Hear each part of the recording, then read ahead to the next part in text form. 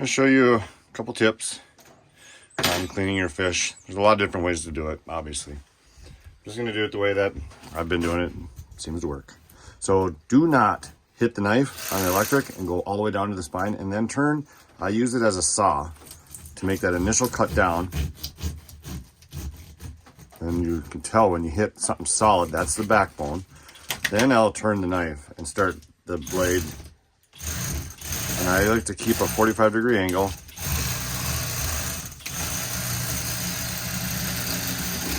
And I just kind of go right down that spine, right along here. And then I have that, I'll have to get the skin off. I know there is a way. This is the other way a lot of people do it.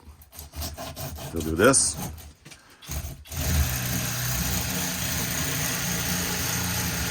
And they'll go right to the tail. And then they'll stop. And then flip the fillet over.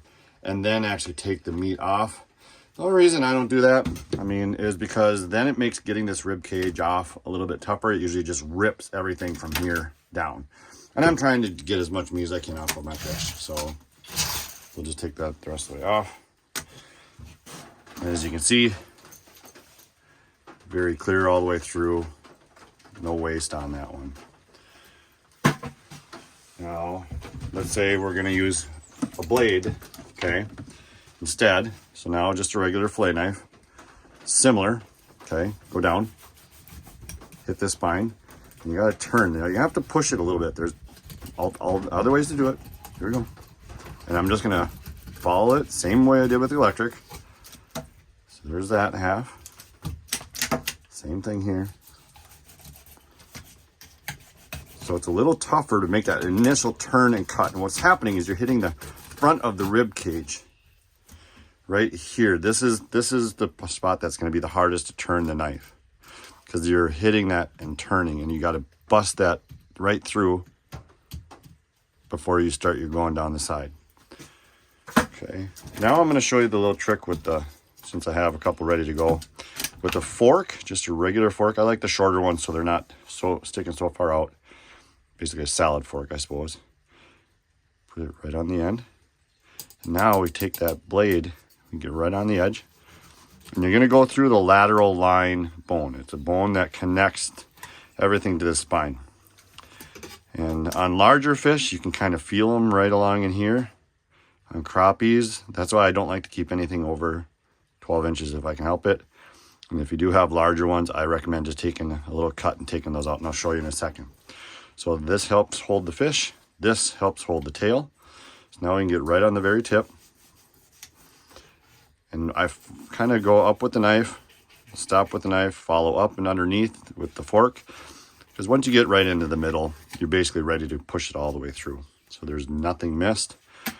Now I will show you briefly.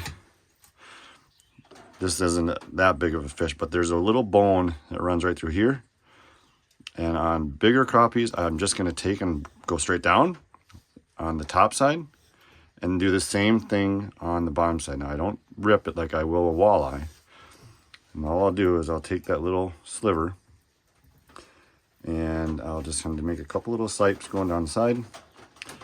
And that way at least keeps the fillet together, but it takes that bone out that could possibly get into your roof of your mouth or your teeth. So there's that one.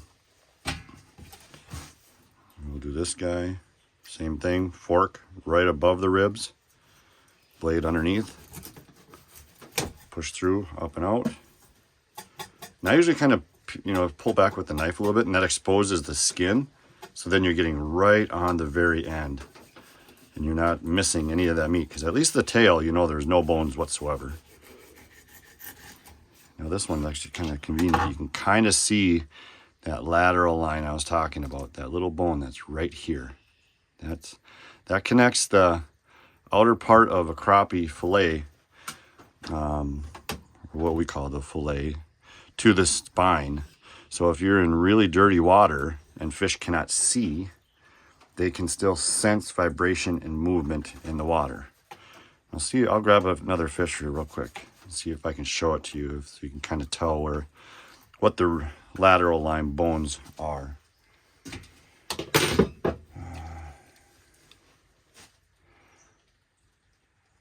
So it's kind of, it's going to tie into their brain. It kind of, there's a line right here that goes down. And you can see, especially when you get closer to the tail, this little line right here. And that's part of that. So the rib cage is here.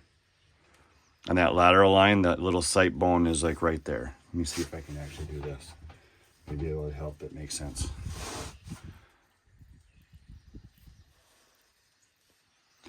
So that lateral line bone goes all the way through the fish, connects it to the spine so it can sense things vibrating and moving in the water and help them find food.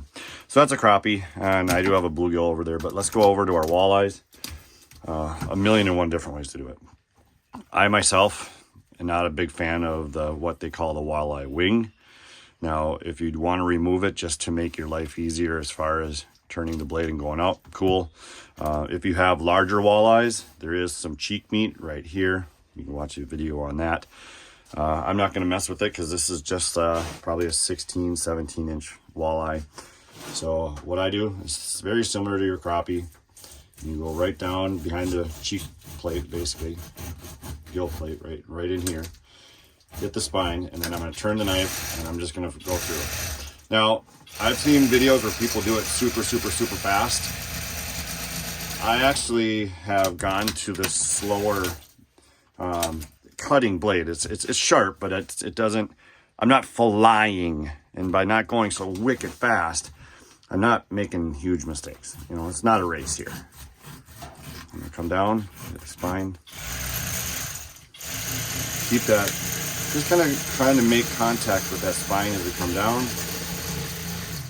And again, I do that, you know, again, people will flip it and do all that stuff.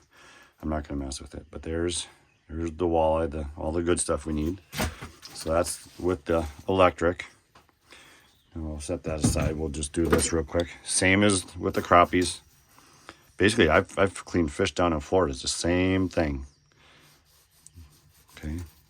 Get above the rib cage, and you're trying to just come through. And right when you come through, I'm trying to lift up just a little bit. So it's like a scoop. And then basically that's all the ribs right here. And walleyes, so you gotta be careful because sometimes they're really thin towards the back. But that's like the one side.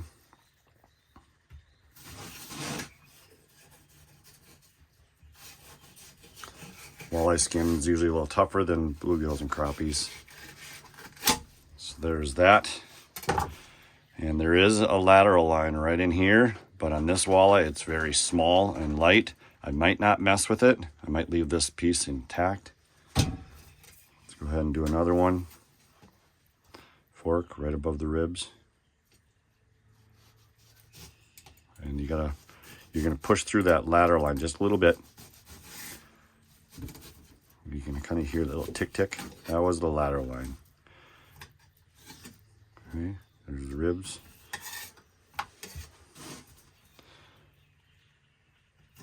Get right on the tip of the tail.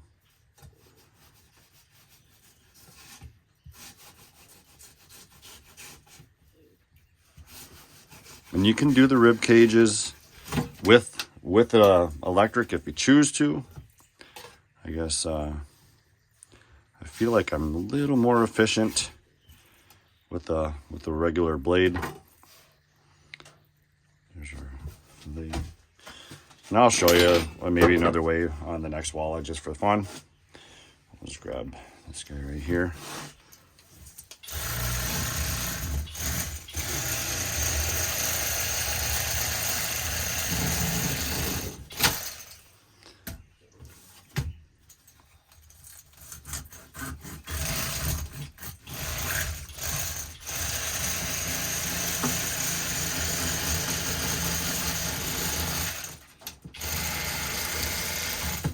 Here's the flip way, where people will do this.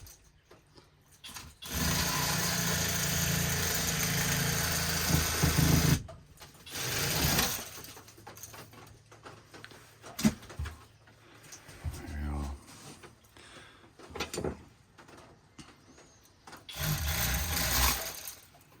I just feel like when I do this with electric, can make a mistake or two. So see how that ripped everything down here?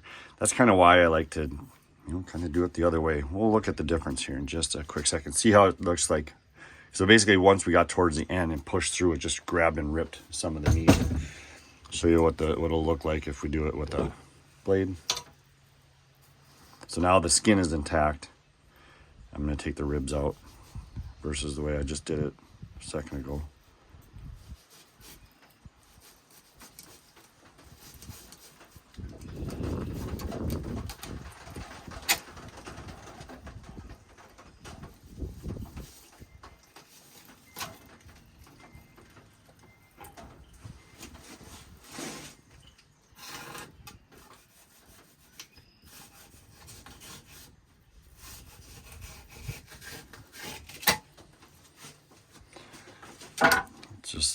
It just makes it seems like it's a little cleaner there. Not a huge difference, but just another option. Let's see. Let's do a walleye with a knife. Maybe you don't have an electric. Same thing. Go down, make contact. Kind of put the stiff part of the knife.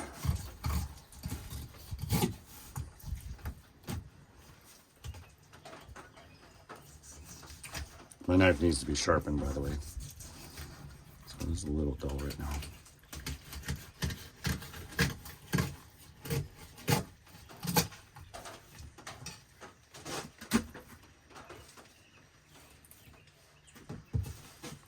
So you can still do it if you don't have an electric.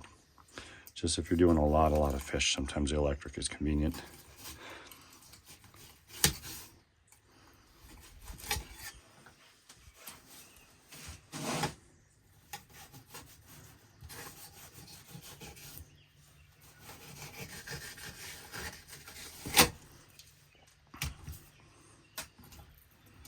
So if we had a walleye over, I'd say 18 inches, that lateral line is pretty dominant. It's just that gets bigger in time. So you probably want to remove them on your larger walleyes. And there's a way to do that I'll show you, even though this is a smaller fish. A couple different ways to do it too.